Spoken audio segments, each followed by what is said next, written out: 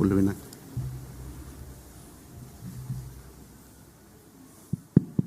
Bulavinak Saka, Prime Minister, Bulavinak Secretary of Defense.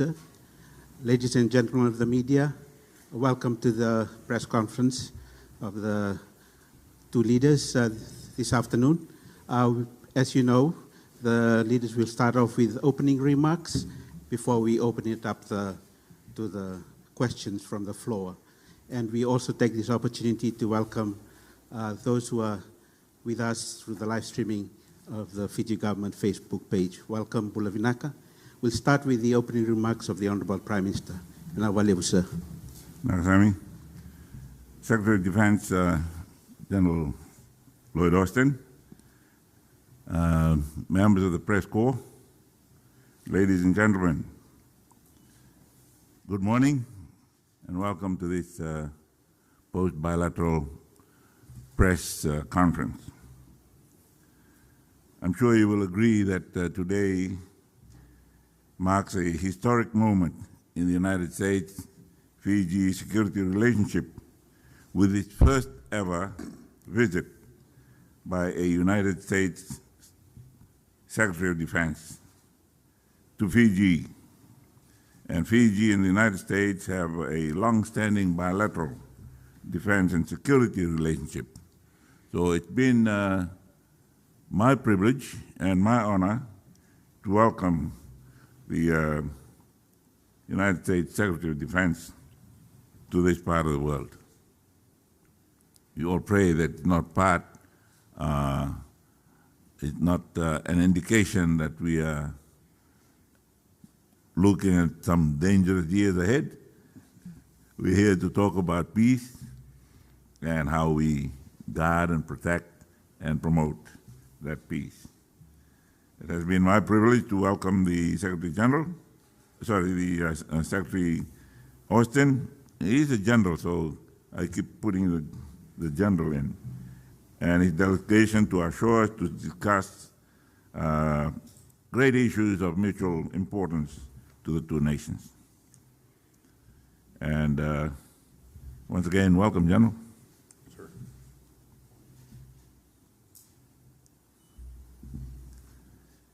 Our meeting today builds on a number of engagements that we have had with the United States this year, including the signing of the new Fiji-U.S. air transport agreement in August in Tonga,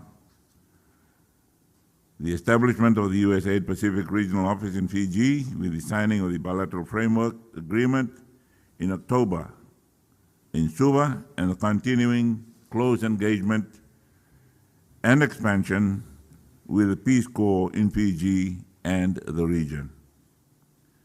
These are hallmark agreements between Fiji and the United States, and it's indicative of the strength of the United States support towards Fiji's priorities. It's also very timely given that the Fiji government recently launched the Fiji National Development Plan, NDP 2025 to 2029, and Vision 2050, followed by our own foreign policy white paper in September of this year. With these key policies in place, we welcome the active engagement of the United States, and we look forward to continuing to work closely with the United States going forward, including with the new incoming Trump administration. Later today, we will see the signing of the acquisition and cross-servicing agreement, which will open doors in terms of logistic support between Fiji's Ministry of Home Affairs and Immigration, and the United States Department of Defense. As the U.S. is one of our longest-standing defense partners, that agreement is a positive step towards a strengthened partnership. Fiji has benefited greatly from the U.S.-Fiji defense relationship through many programs and joint collaborations that has enabled us to protect our borders and marine resources, and has assisted us in tackling transnational crimes.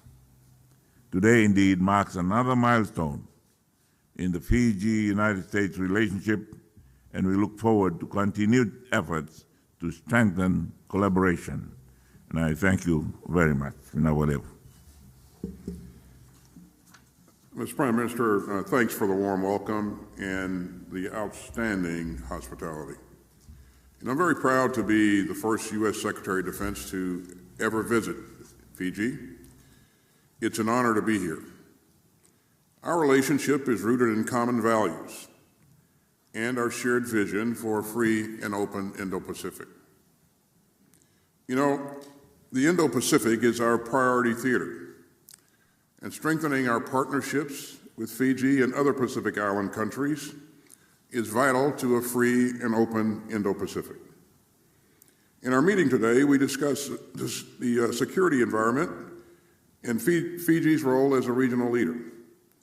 We discussed how we're deepening our bilateral cooperation, and this includes a new acquisition and cross-servicing agreement, and I'll sign that agreement with the Ministry for Home Affairs and Immigration later today.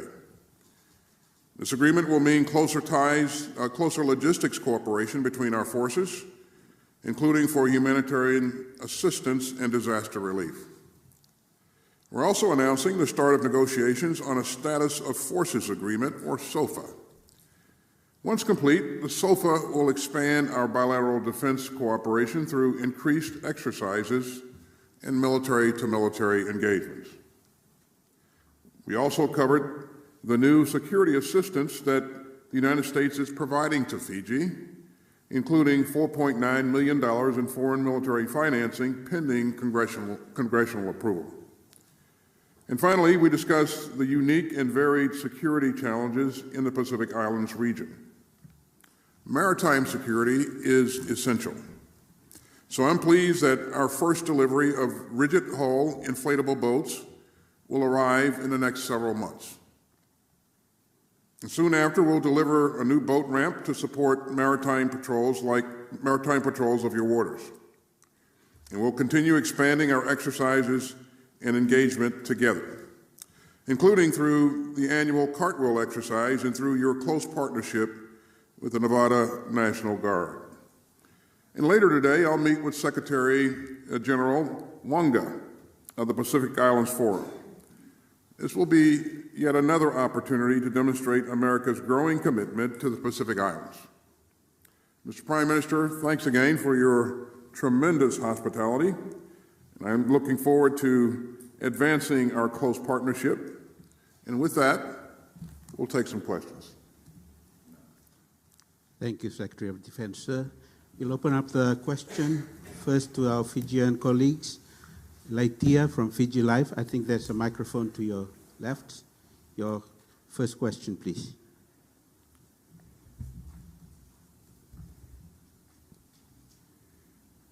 Good morning, Prime Minister. Good morning, Secretary Austin. Fiji has always considered climate change a national security threat. And we have President-elect Trump, who considers climate change a hoax and who has also in the past pulled out of the Paris Accord. The question is, what does the Pacific, who face real threats to their homeland, expect real leadership style from the U.S.? More so, hard drugs. Methamphetamine has also become a serious issue in Fiji, particularly in Fiji, in terms of technical support in the help to fight this epidemic. How does the U.S. intend to assist Fijian authorities? And to the Prime Minister, on the issue of immigration, have you considered Minister Tikundundua's immediate stepping aside in regards to what the issuance of passports to Grace Roads? Thank you, sirs. Well, thanks for the question.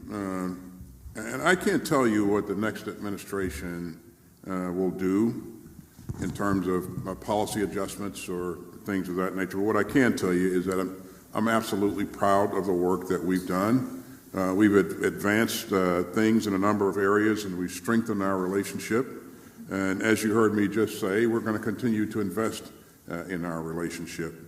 I think that's profoundly in both of our interests to continue to do so, to continue to work together and continue to strengthen the relationship.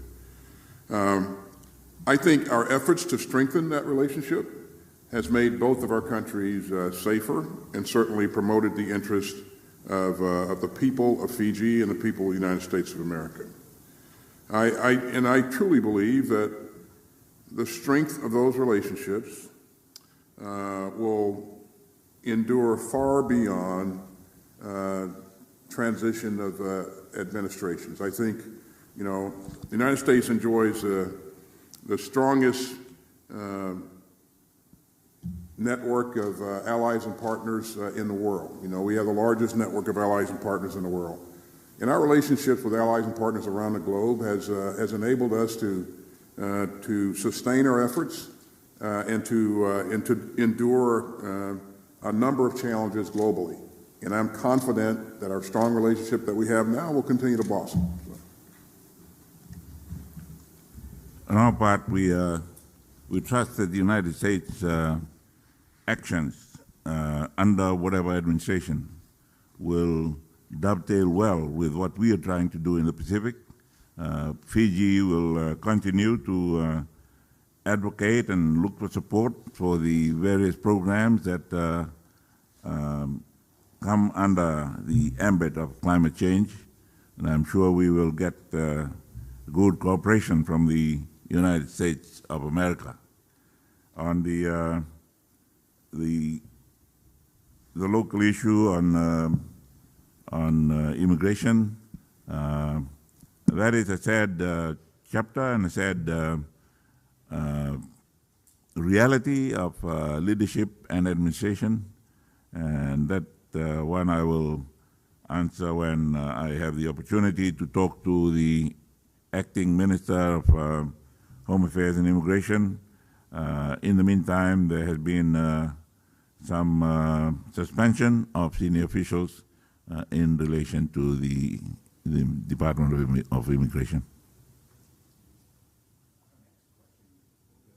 Moshe Gaines, NBC News. Thank you both for doing this. Secretary Austin, there's been reporting that a senior North Korean general was wounded in a recent Ukrainian strike. Can you confirm this? And have you seen any indications that North Korean soldiers are currently in active combat against Ukrainian troops? And then separately, with the SOFA agreement, in addition to growing exercises, can you elaborate at all on how the U.S. force presence here may grow or change either permanently or on a rotational basis? And have there been any specific requests or asks from Fiji in this regard? Thank you. Regarding the injury of a senior North Korean official, I'm aware of the reporting, Moshe, but I'm not able to corroborate anything for you at this point in time.